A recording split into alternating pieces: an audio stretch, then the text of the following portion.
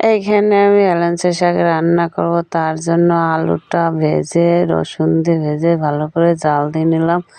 লবণ হলুদ দিয়ে দিয়েছি। এখন শাকটা দিয়ে দিলাম। শাকটা দিয়ে ভালো করে নেড়ে চেড়ে নেব। আমি হেলেঞ্চা শাকটা ছোটো মাছ দিয়ে রান্না করব। এইভাবে ঝোলের পরে রান্না করলে এই শাকটা একটু তিতো লাগে না, ভালো লাগে। এখন আমি ঢাকা দিয়ে দেব। এখন আমি ঢাকনাটা খুলে নেব।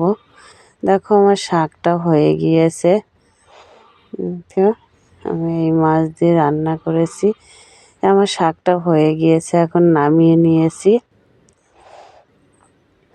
আমরা রাতে মাংস আর পিঠা খাবো। এখানে আমি মাংসটা আগে রান্না করে নিয়েছি। এইখানে আমি পিঠা বানিয়ে নিয়েছি ধনেপাতা, রসুন, কাঁচা লঙ্কা দিয়ে। আরও সাদা পিঠা বানিয়ে নিয়েছি। এখন আমি চান্দশা পিঠা বানাবো। দেখো তেলের পরে দিয়ে দিয়েছি। কি সুন্দর ফুলে টগর টগর হয়েছে।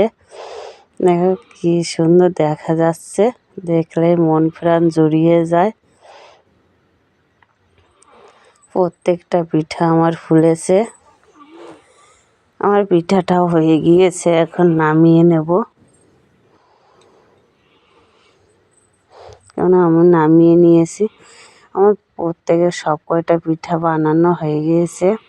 খুব কি সুন্দর হয়েছে সব কয়টা পিঠা ফুলে। আমি এই পিঠাটা শুধু দুধ দিয়ে আর ময়দা চালের গুঁড়ো দিয়ে বানিয়েছি। দেখো কি সুন্দর হয়েছে।